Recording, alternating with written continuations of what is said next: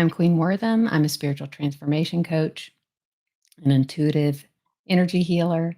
I'm a devout meditator, and I have not intentionally, but very clearly been called to be a channel for spirit in many different ways. I am offering a spirit reading for Meghan Markle, and she has been quite an infamous celebrity ever since she met Prince Harry back in 2016. So it's been almost 10 years now that she has been in the media. And it seems that recently the negativity has really accelerated. But this is not about gossip. I am committed to creating sacred spaces for people to awaken to their divinity. And my intention is not to judge or condemn or exploit people's suffering. I just want to reveal spiritual truths. And I want to do it through the lens of unconditional love and compassion and non judgment, always, always. So, in this reading, there may be some negativity that is uncovered, some uncomfortable things that come to the light. I really have no opinion, no personal opinion of Meghan Markle. I am not really someone who follows celebrities, but I am looking to grow my channel and grow my audience. And I want to call in the people who are aligned. And I want to be able to speak of things in a way where other people can relate to it. And so that's the advantage of doing readings for celebrities is that it's a common ground that we can meet at and discuss. So, all truths that are uncovered will be held in the light of healing, discovery, growth, love. And it is not necessarily for Meghan Markle because I assume that she or anyone she knows will never listen to this. So, more than anything, this is for us and it's for you. Because the truth is, if you felt called to watch this, if you felt called to be here with me, then Spirit has a message specifically meant for you in this. So let's open the energy field. Let's come into our hearts, which is the seat of truth, the seat of our souls. And let's commit to receiving the guidance that is meant for us.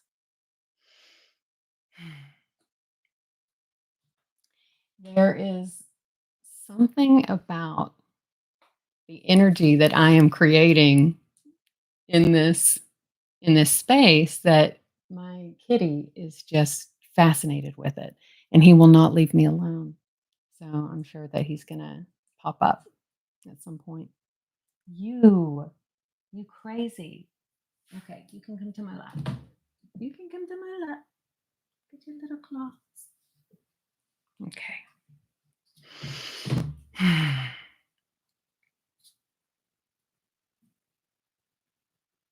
Where do you want to go? Pardon the kitty interruption.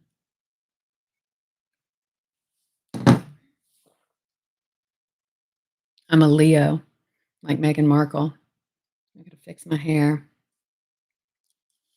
Okay. So I've written down some questions, some things that I want to ask and get answers to specifically. And and I wrote down a few things that I want to make sure to mention. So something that I came across in my research for the spirit reading was a really fantastic zodiac birth chart reading for Meghan Markle. And I'll link it. I actually already have linked it below in the description if you're able to see the description while I'm live right now. And it's it's really so revealing. The Zodiac birth chart reading is so revealing because what it shows is that she is so completely living out her destiny right now. This is the life that she signed up for. It's the personality that she signed up for. It is the emotional wounding that she signed up for.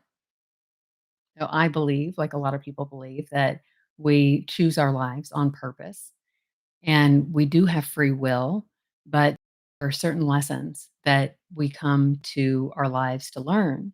And we come in with certain karma from past lives. And also, there are certain aspects of the human experience that are so much more likely to happen to us in a particular life because of the DNA that's in our bodies, and the DNA that's in our parents' bodies, and the energies that they bring. So she is so completely living out her destiny. And everything that we have seen in her personality that has ended up giving her such a bad reputation, it is in her zodiac birth chart in spades. Like there are 10 different places where it shows that she's going to be a person who brings out the negative in other people, that she pushes people's buttons, that she thinks that it's all them, but it's all her. I thought that was so interesting. So, if you are fascinated by her and fascinated by this story like I am, then I highly encourage you to check out that that birth chart reading. Now, I have spent my day tuning in with her energy and getting acquainted with the intelligence that's around her. And something I want to something I think is important to keep in mind is that we are surrounded by these angels and guides, this higher intelligence, and they are an extension of us. They are evidence of different aspects of our souls.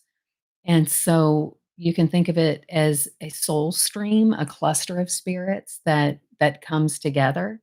But she is the manifestation of that soul stream. She is the current manifestation of this particular stream of who she is.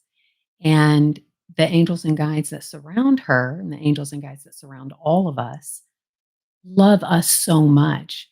We are like perfect, precious children to them. And she, of course, is no exception. So when I tune into this intelligence around her, I just feel so much love and so much pride for her.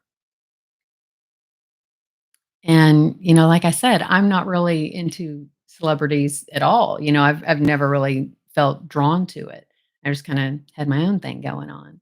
And I understand why people are into it, but I really didn't know anything about her until someone commented on a spirit reading that I did for Jennifer Lopez, and this person suggested that I do a reading for Prince Harry.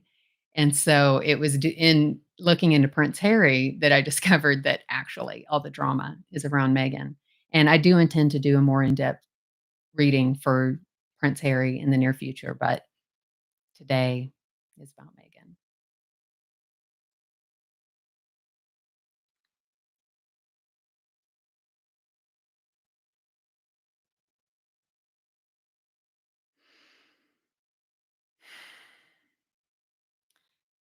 The the most prominent thing I see in her energy field, other than these very loving angels and guides that surround her, is just chaos.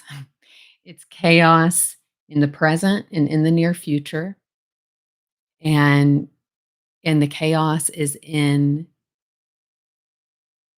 her. It's from the crown to the heart. Lower chakras are little more like she's a little more clear. She's a little more clear in her lower chakras and her intentions with her lower chakras. But the upper chakras, from the heart to the crown, I just see chaos. I see so much chaos. I see so much confusion. I see coming down into her pineal gland. So the pineal gland is the third eye. It is the part of our energy field that allows us to see beyond what's right in front of us. And in that space, I see this twisted braid of confused energy. It's like a rope, like a messy, messy rope. And I see it as a rope because there are so many cords. There's so many cords attached to people and situations. And when there are cords between two people or a person and an aspect of their life, the energy exchange is twisted. It's confusing. It's it feels constricted, it feels tight, it feels like it's tugging one person or the other or both. And there's a big fat energy cord right in her brain. Her thoughts are so twisted up. There's so much stress, so much chaos. Trying so hard to control and just straight up not being able to control any of it. Because every act of control is based in fear. And she is instantly creating more of what she doesn't want because her actions are so completely based in fear, so completely based in trying to control things, most of which are not her business. Our only business is ourselves. Whatever's going on with anybody else, even if it's our spouse or our children, it's their business. Anything going on in the world is God's business. Only our business is our business. Sweetie, will you close your door? Eva?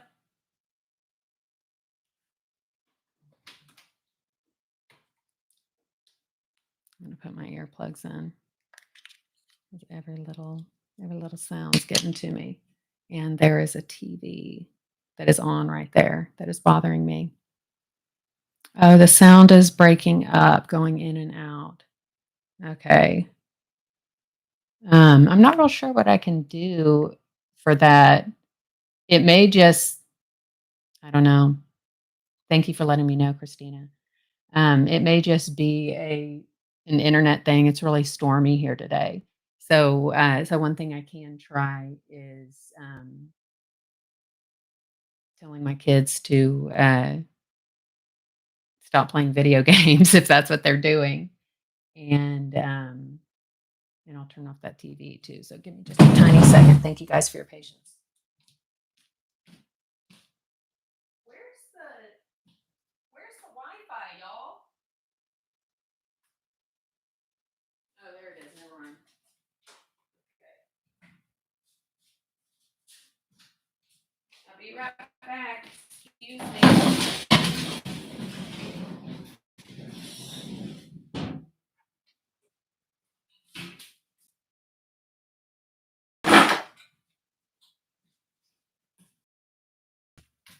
My sound is breaking up, so if you could not be on movies or anything, that would be helpful. Hey, sweetie, my sound is breaking up, so if you could not be on videos or movies, that would be good. Okay. Okay, just making sure.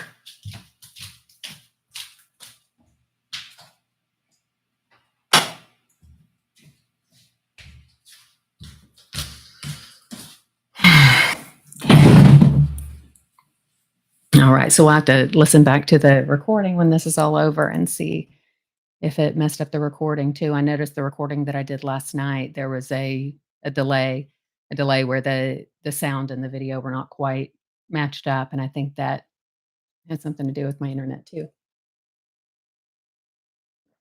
Okay.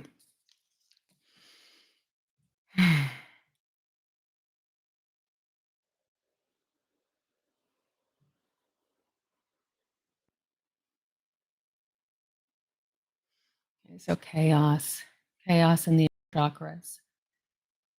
I think it could probably go without saying, but the marriage isn't going well. It really isn't. When I tune into the energy of that marriage at this point in time, I instantly get this like very sick feeling in my stomach. At the same time, what I'm hearing is these two are so destined to be together. And that's what it's like. That's what it's like. The people who we are destined to be with, we are destined to be with them because they are the ones who are going to show us all of our shadows. And if people could just understand that, we could prevent so many divorces. If you could just understand, like, yes, this person is triggering all of your stuff. This person reminds you of your parents because they are your destiny. They are a vibrational match to you and they are here to help you grow. And for you to be able to understand that this person is triggering things inside of you that are yours, things that existed before you ever met them. And there is no such thing as finding the partner who doesn't make you feel that way, that you're totally in love with them and they don't make you feel that way. Unless you have done just years and years and years of inner work and cleared out all your stuff on your own. So yeah, these two they have a soul contract from before they before this incarnation. But the energy makes me feel so nauseous, and that is the feeling that they're both having because they are both in so deep, and a divorce would it's like the divorce is not something that either of them can bear the thought of at this point. They're thinking about it though. They're talking about it, they're threatening it, but absolutely no moves to moving forward with it because it is just so against their programming and so against what they have publicly committed to. And I'm feeling so strongly that a reading for Prince Harry will be very good because he has quite a story, and he is what I'm hearing is that his hmm, what is this exactly? Something about his demons.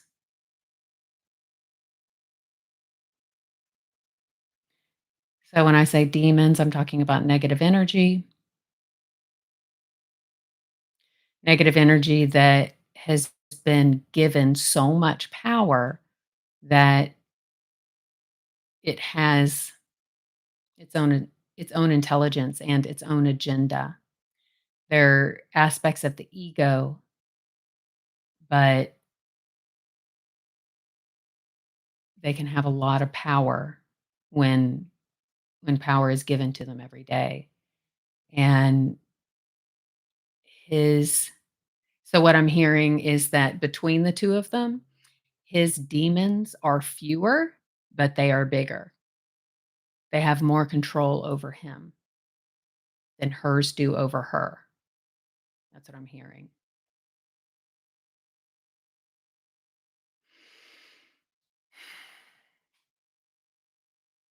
And there is a lot of hatred in their relationship, and then also a lot of passion.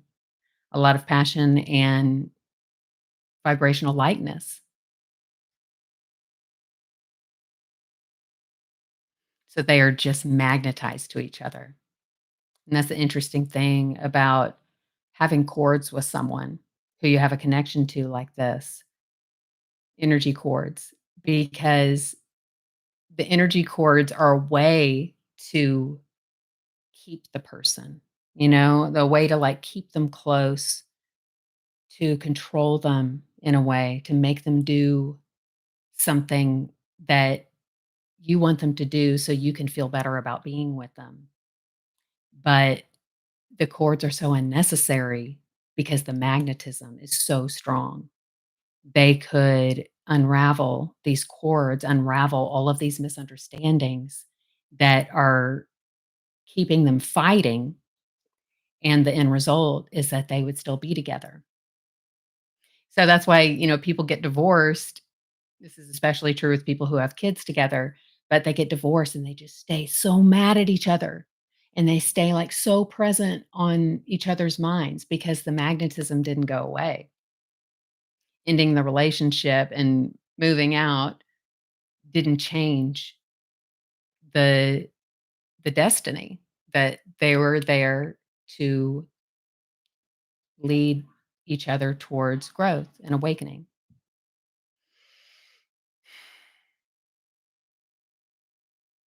Strong passion, strong magnetism, hatred, and hatred born out of misunderstanding, projecting their own hurts onto the other person. Both of them completely blind to what they're doing to continue to inspire this unwanted behavior from each other.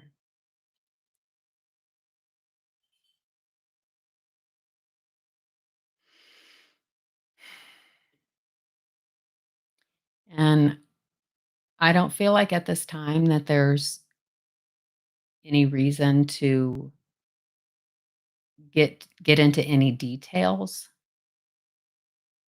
about this, but I am hearing very clearly that neither one of them have been faithful to each other. And there have even been points where they have agreed, like, "Okay, okay, we're gonna be like, you're allowed to date somebody else, I'm allowed to date somebody else." Like, they have that agreement, but ultimately, neither one of them are gonna be there's just so much jealousy, so much anger, and that's what I've seen in people over and over again, everyone that I've known or known of who has tried to stay together, but also be with other people.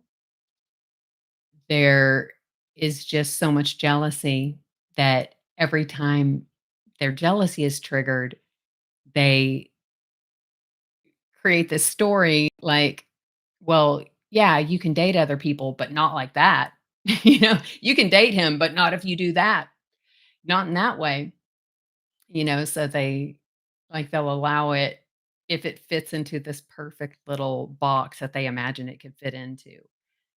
But, you know, it never works out that way.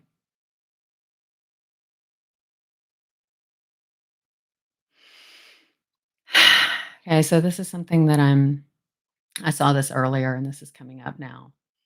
Her daughter, she's 4, just turned 4, and I am seeing her down on the floor playing by herself.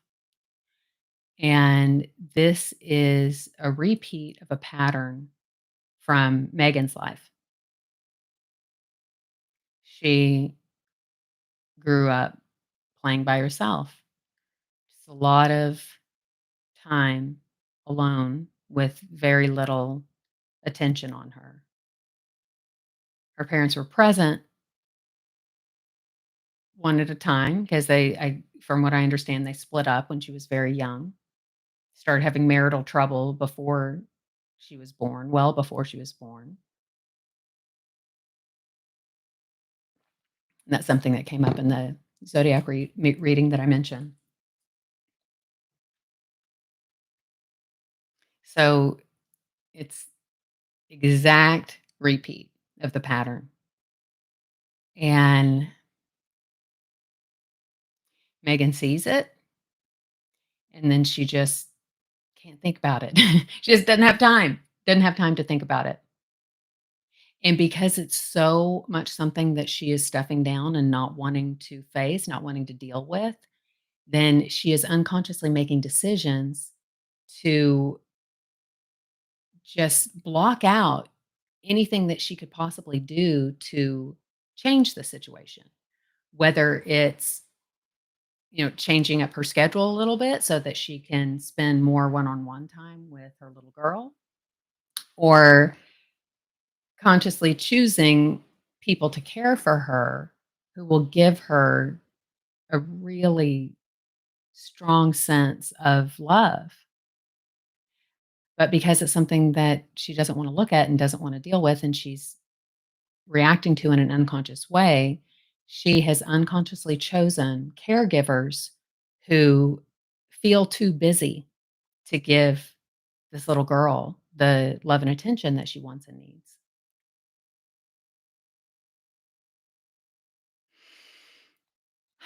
And what I'm hearing is that the sad part is that this little girl is very mild-mannered, and she's letting everybody get away with it. She's making it easy for them to ignore her. With Megan, when she was little, she was like the annoying kid. She has a very strong fire energy. She's a Leo, but also her essential essence is fire. So the vibration of her physical cells, Megan's physical cells is fire energy, very much so. I want to say something else about that in a minute, but I want to finish hearing what they're saying about her daughter. I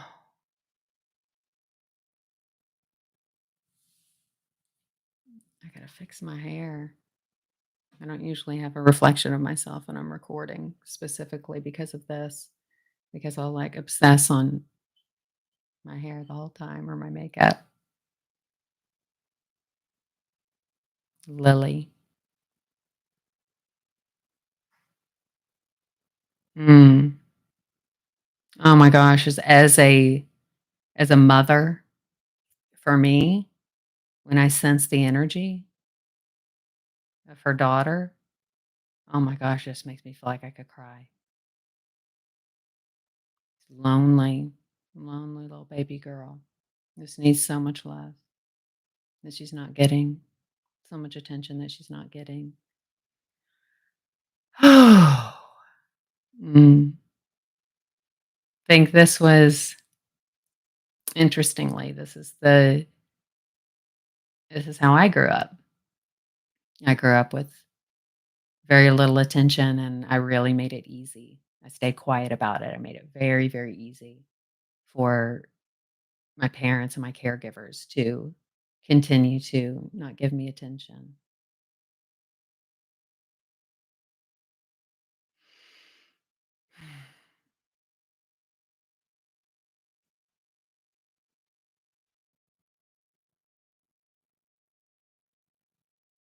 But what I'm hearing is that,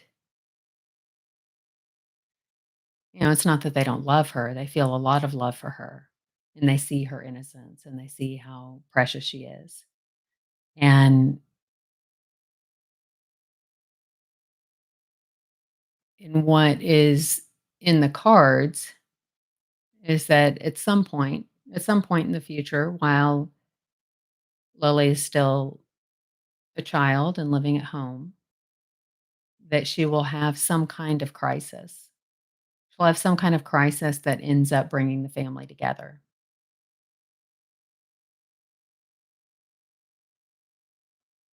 Hmm.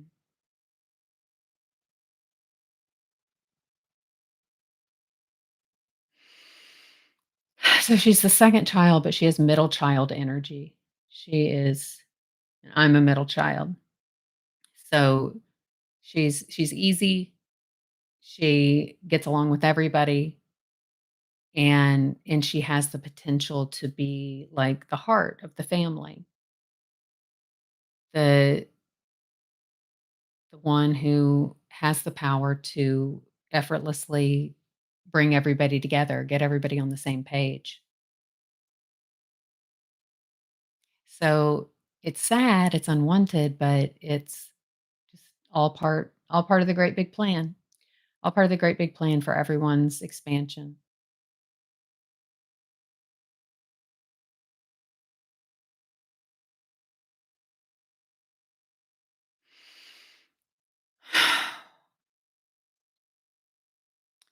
So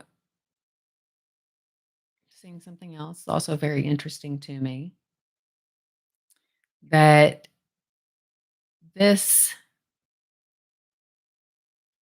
you may be aware that Megan had a dog who was a rescue, and she loved the dog very much, and the dog passed away at the beginning of this year, January 2025. And Megan is a Cancer rising. So she does have this very watery maternal energy about her, but there are so many other things that are natural to her that conflict with that. So it's like in her energy, she has what it takes to be very nurturing, very loving, very motherly, but there are so many things that get in the way of that.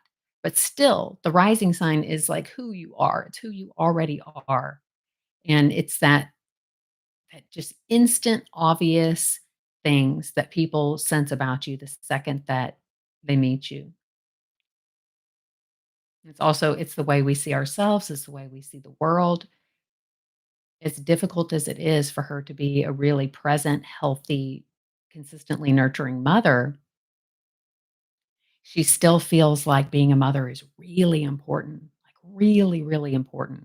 It is like such a core belief to her. Being a mother is so important, and mothers in general are very, very important people. So she has the desire to have many children, but it's not in the cards for her. So this dog was like a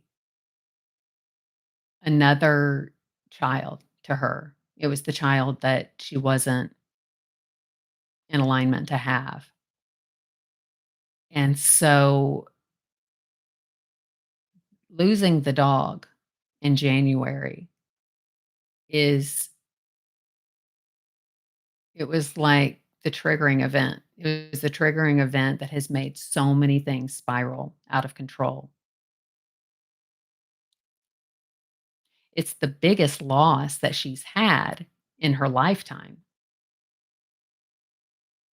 As, at this point, it is the biggest loss that she's had in her lifetime. And, you know, if you've had an animal that you felt close to like that, then you understand. But a lot of people don't understand. A lot of people don't understand how that loss can be so much more like losing a child, or losing a family member. And it it was just very devastating. It's very devastating to her, and it really threw off her sense of being grounded and feeling like she at least somewhat could know what to expect in the world.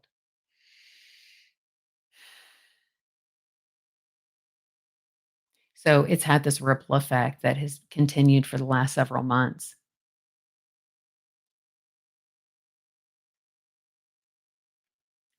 And then she's just in this dynamic that she's so not aware of. Do you hear that? There's a there's an alarm going off. Hold on.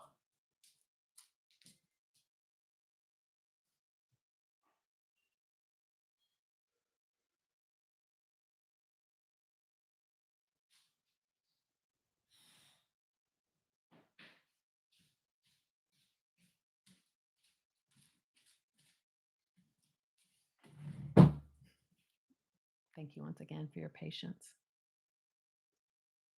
This is such a new thing for me, going live and then also knowing that the recording of this is going to be on my YouTube channel and I can't do anything about changing any of it. It's messing with my head. But, I'm putting myself through this little fire for a reason. Trying to get my nervous system acclimated to just a little more pressure. And I want to be able to stay magnetized to my center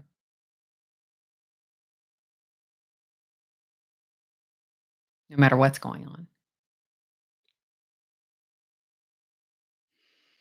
Okay, so the dog.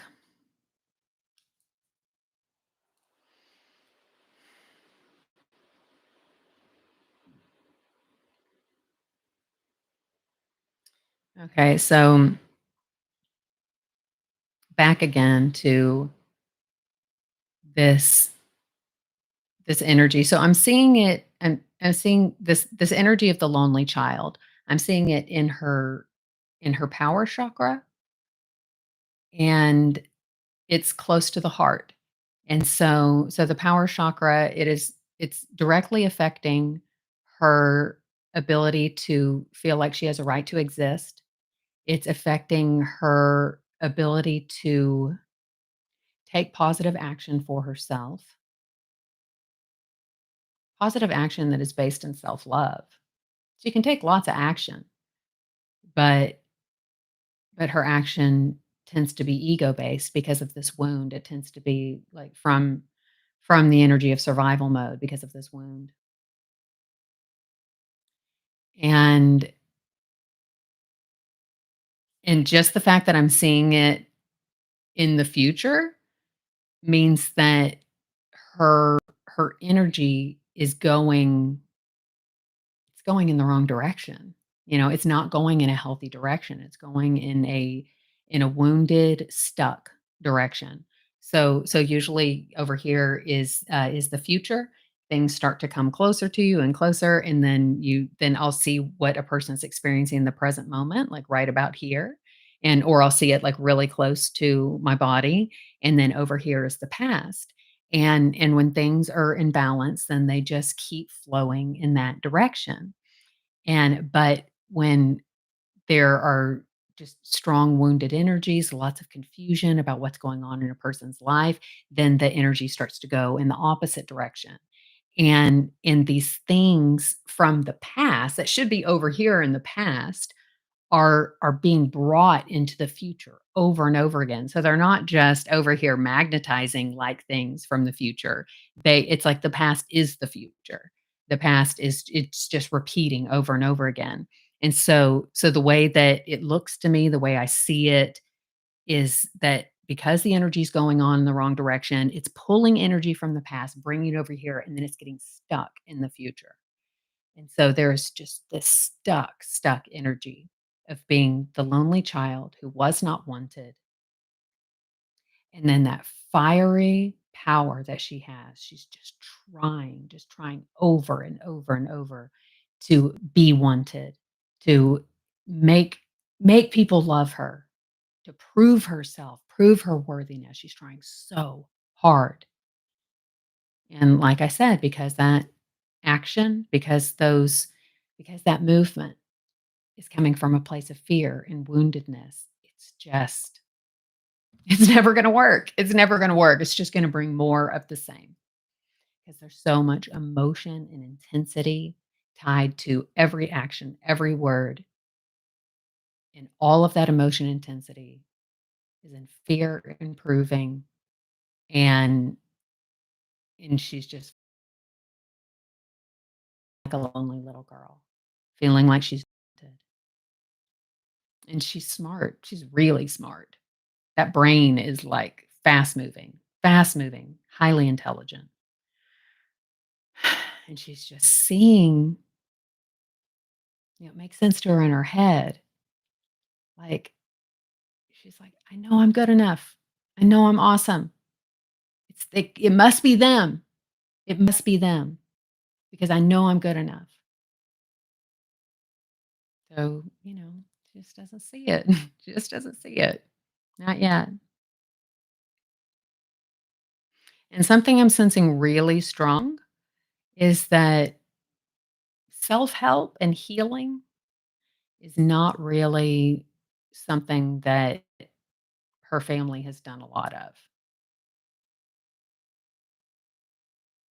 And same thing with Harry's family. There isn't a tradition of any kind of help, help, seeking healing. In both families, there's just been this energy of like either push on through and just keep on going, sweep it under the rug, act like it's not there, be strong. There's that, or there's the poor me victim mentality. When it comes to just dealing with stuff, dealing with setbacks, dealing with difficult emotions.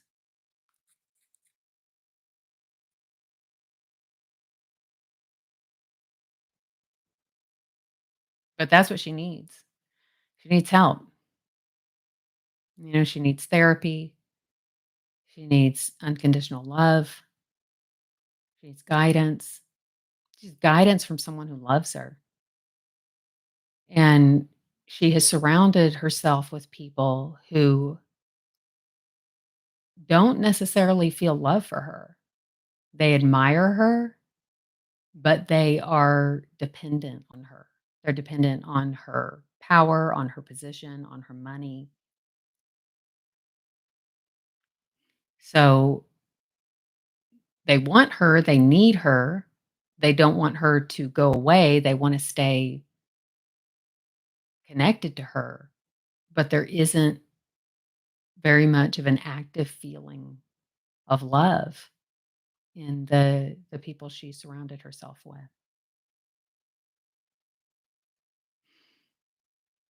And honestly, she has so many heart walls. She has been wounded so many times.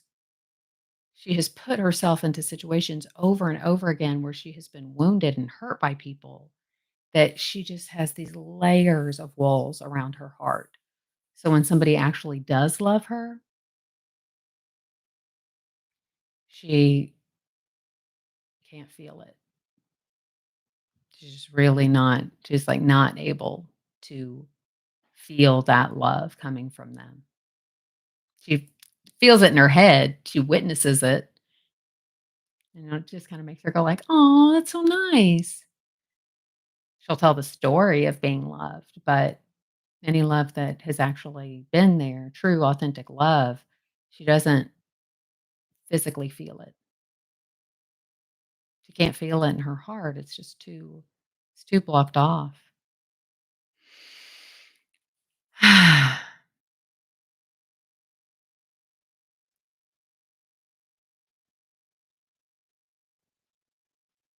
So yeah, when I very first started to see everything that she's manifested into her life, I just wondered like what happened to her? What was the wound? And and this is the wound. This is the wound being the lonely little girl who wasn't wanted. The pregnancy when her mother became pregnant with her, it came at a very difficult time. She was already considering divorcing the father and and then because they were 2 single parents, they they were in such survival mode, they were putting all of their effort into working, just trying to make things happen, and she just didn't get the attention that she needed. And what she did get from her father specifically was the things that money could buy. So that was his way to compensate for his lack of emotional availability and his lack of presence is to just think about like how can he spoil her? How can he give her the biggest thing, you know, so she had the big birthday party, she had the pretty clothes, she had these amazing experiences, but she didn't have the love, you know, just that abiding love that she could really depend on. That feeling of being wanted, needed. And just imagine being in a human experience like that, which so many of us have been, either you or somebody that you know really, really close to you at some point in your life has had a very, very similar experience, you know, where they just started out feeling rejected, spent their whole lives feeling rejected, just started acting like jerks because they just felt so bad and then just creating more and more of these situations. It's like such a human thing. But imagine doing it when the whole world is looking at you.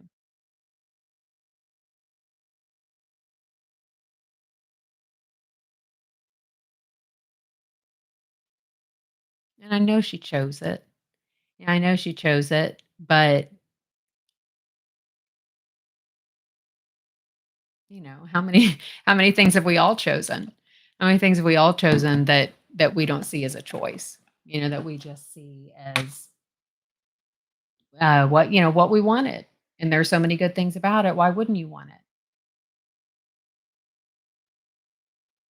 We're all asleep to what we're doing in so many ways, especially when it comes to the things that we came to the earth to learn. Our big, big lessons. They they stay hidden. That's part of how it works. It stays hidden, so you have to go searching for it. And the search will lead you back to your soul. It'll lead you to God. It'll lead you to your highest self. That search for like what is wrong? What is going on here?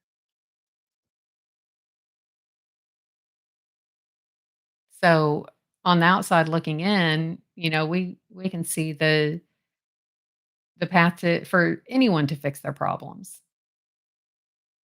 But you just got to know it's not that simple.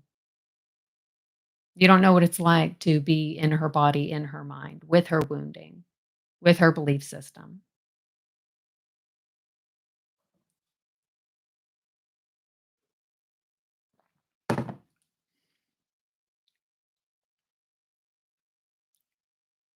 So, something that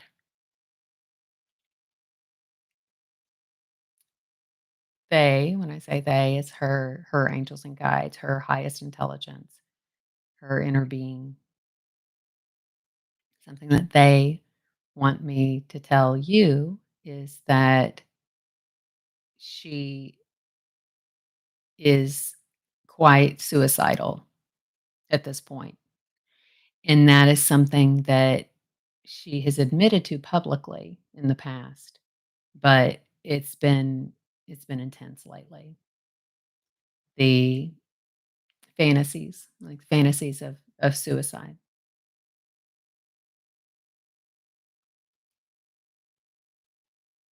Man, there's so much hatred towards her online. So much hatred. Oh my gosh. And she's actually sensitive, you know? And how could a person be authentic with the public and show her true self in a way that incites compassion out of people when she feels so wounded? You know, when we feel wounded, when we don't feel safe, we can't be authentic. We can't open up our hearts and connect with people in a loving way.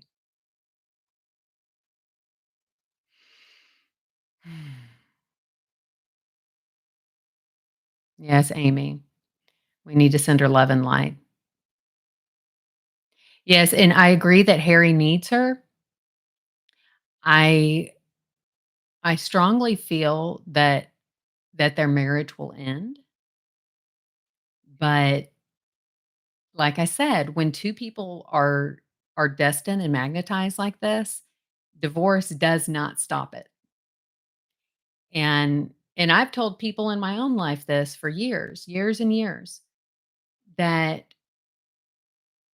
ending the marriage doesn't change things. In the end, it doesn't really change things. It may give you a break, it gives you a little bit of breathing room, but you have to figure out how to have the best possible relationship with this person no matter what.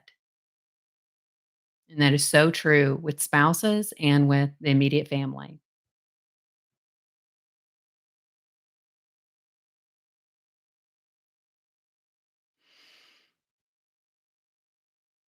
Yeah, I'm interested to know what his book is like. Yeah, I'll have to read at least some of it before I do his reading.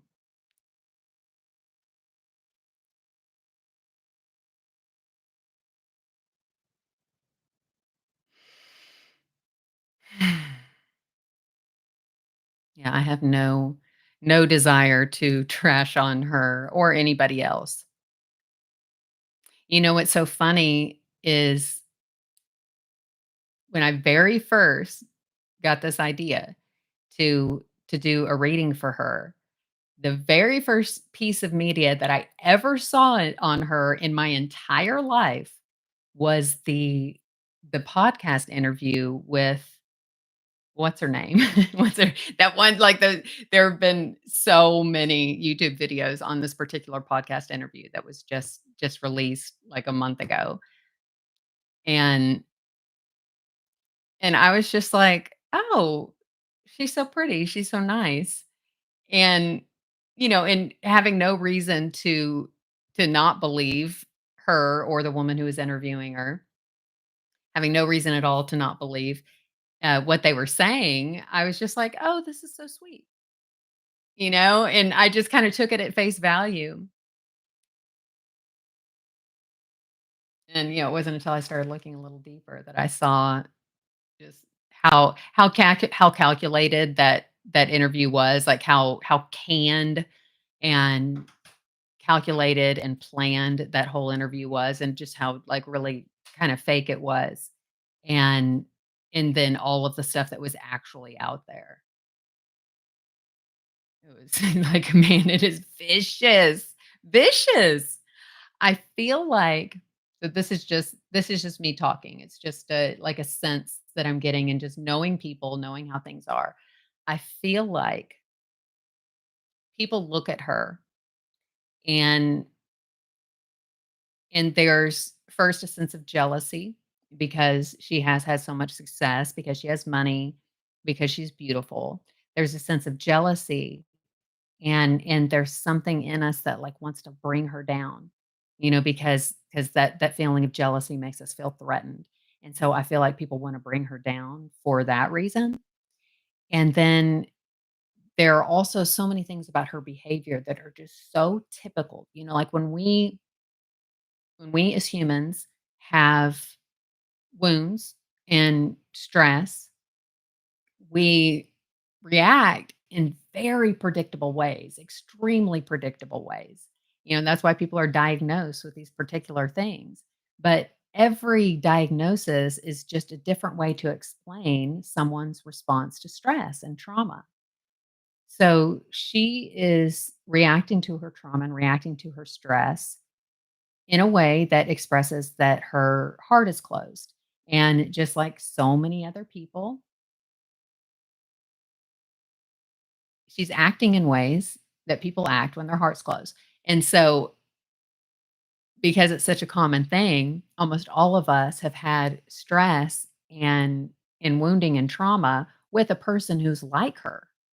And so when we see that behavior, it makes us want to like bring her down because what we actually want to do is bring down the person who hurt us.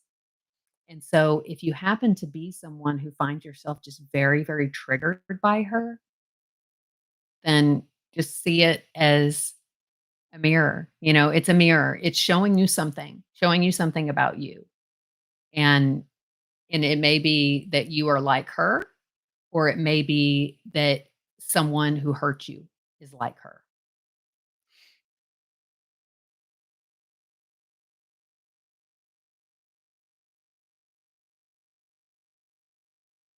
Yeah, I have the same the same thought. How could we possibly know what she's doing? It actually came to me in a meditation the other night. There's somebody else, another famous person that I was considering doing a spirit reading on. I won't say who, but I saw in their energy field a a doorway, and this door was just barely cracked open. And it was all dark on this side of the door, and that doorway was letting in just a tiniest little bit of light. And then I would see a person walk by, and then I would see a little bit of something going on, a little bit of drama, and then it would disappear. And the message was that what we're actually seeing in a person's life, a celebrity's life, is just this little sliver. It's just a little tiny cracked door. Because they are a celebrity and because they're sharing themselves online, we just see this tiny little sliver of what their life is like. And we're taking these little bits of information that we have, these little stories, true or not, we are taking these stories and just supposing, just guessing what the whole rest of the story is. And so, yeah, we can't know. We really cannot know what is actually going on with her.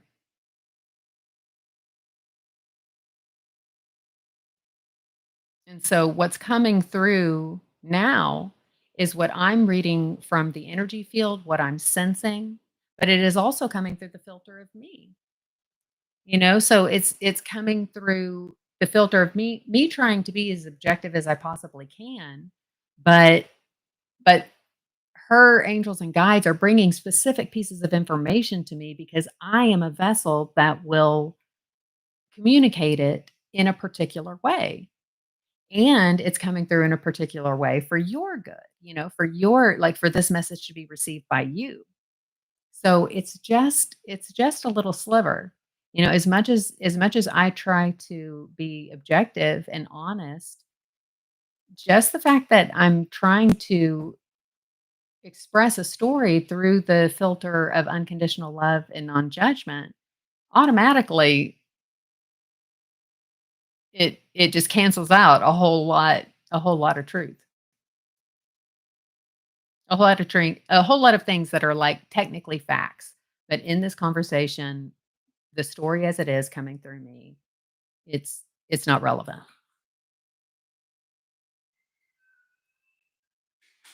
So let's see. We've been going for an hour now, so I'm gonna try to wrap it up just a little bit, see what it is that wants to come through that is important for this conversation.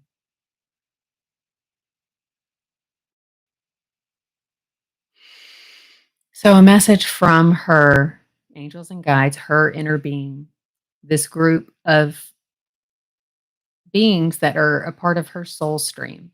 They want what's best for her. They love her like she is a tiny perfect child.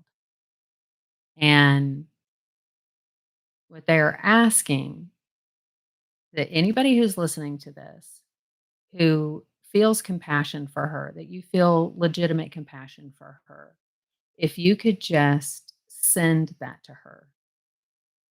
Because we are so non-local, our souls, our energy is so non-local. That's why I can look into her energy field right now. And so in that same way, you can just simply have the intention of holding love in your heart and sending it to her and just imagine that you are showering her with that love.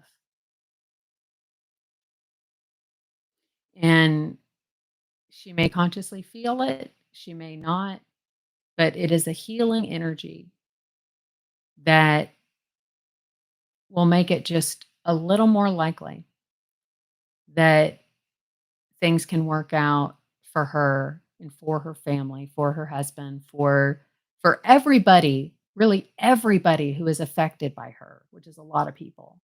That things will work out for the highest possible good, the most harmony, the most peace. the most learning, the most growth, the most love in the end.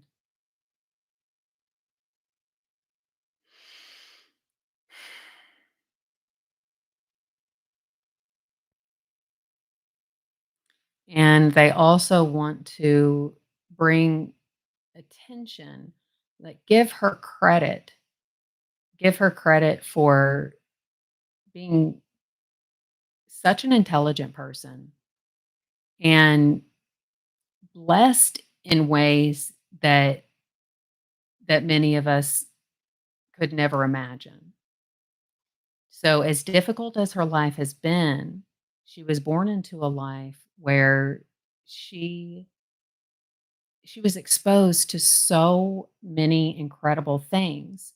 This famous people, her father worked on movie sets. He was a lighting director on movie sets, and she would be with him at work.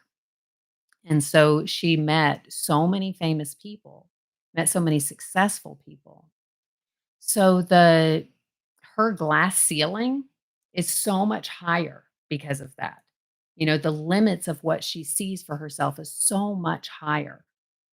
And and when a person is programmed with a really high glass ceiling like that, it's such a blessing. It's so incredible. It turns them into a person that makes decisions and sees opportunities that almost all of us are not able to see. So so there is an asking to just give her credit for that. Just be in awe of that. And also to see, and this is a message that I'm hearing from her angels and guides, also to see that that our own glass ceiling is truly just imagined. It's truly just programmed. It's not it's not actually there. That's why they say it's glass. You know, we see all of these things that other people are able to achieve. We're looking through this glass. We see all these things other people are able to achieve, but we believe that it's not accessible to us for some reason, but it is just imagined. And so it is possible for us to open up our minds, think of things in a more creative way, just to imagine bigger so that our own glass ceilings can go higher and higher. You know, because her glass ceiling was set so high that she believed that she could marry a prince. She truly believed it, and she made that true. She believed that she could end up at the parties with the most famous people in the world, the most successful people in the world, and she made that true. But then in an unconscious way, she also believed that truly being loved was not possible.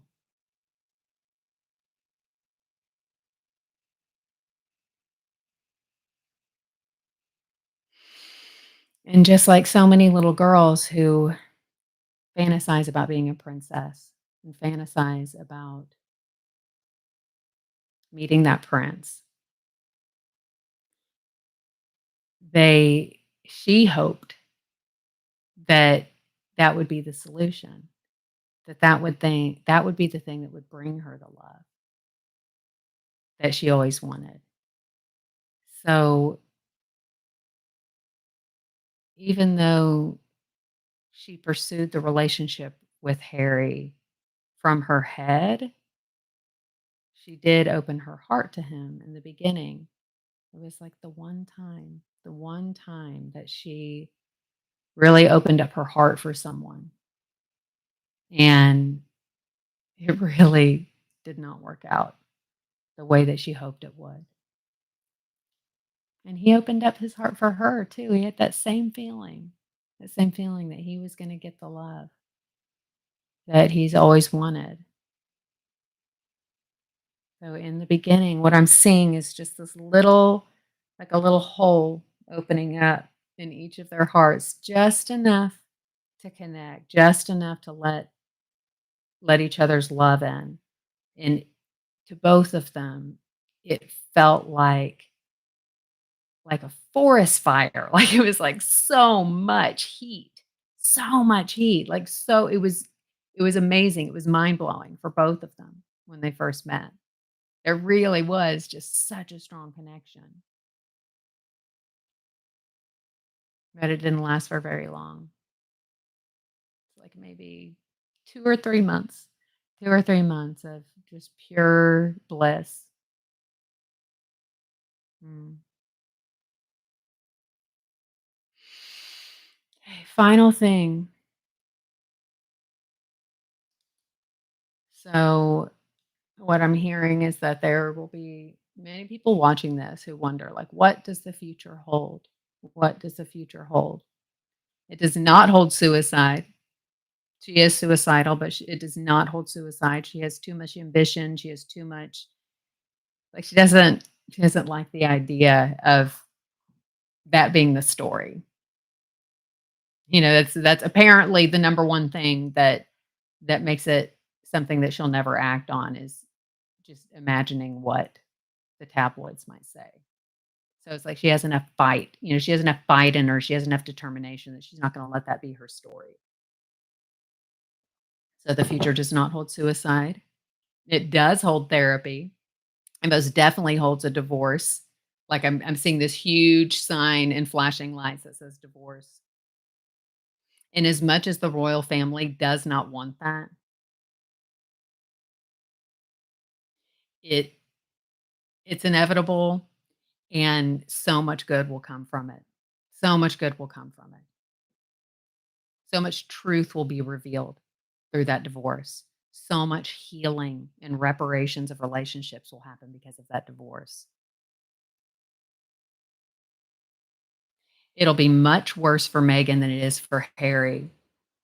For Harry, things are worse right now after the divorce. He will he'll be back with his family. He'll be back with his family and he will have such an immediate sense of peace because of that.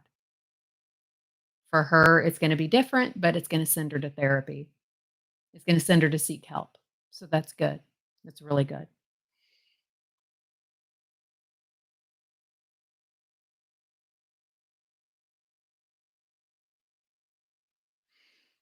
And I'm not sure exactly what it is, but coming from this computer, coming from anybody who's watching right now, maybe, or maybe, everything's happening all at once, all at the same time. There is no time. So maybe I'm feeling something from people who are going to be watching this over the next several years. But I just felt this huge stream of love come from my computer into my heart. So I think that that's between you guys and me. Thank you. Thank you. Thank you so much.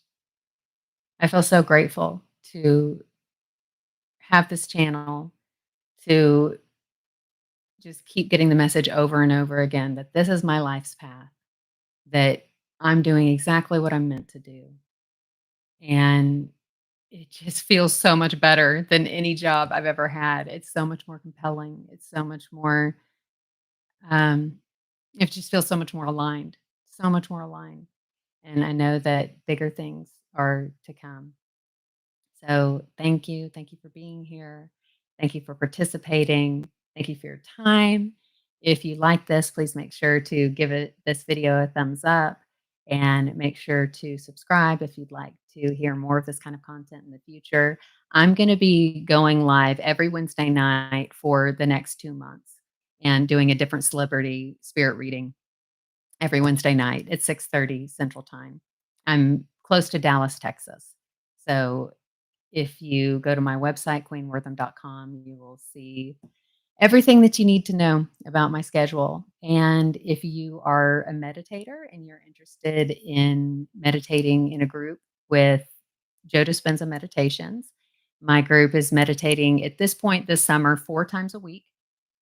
And you're more than welcome to join us. And thank you again for coming. Thank you for your time. Thank you for listening and sending you love. Mwah.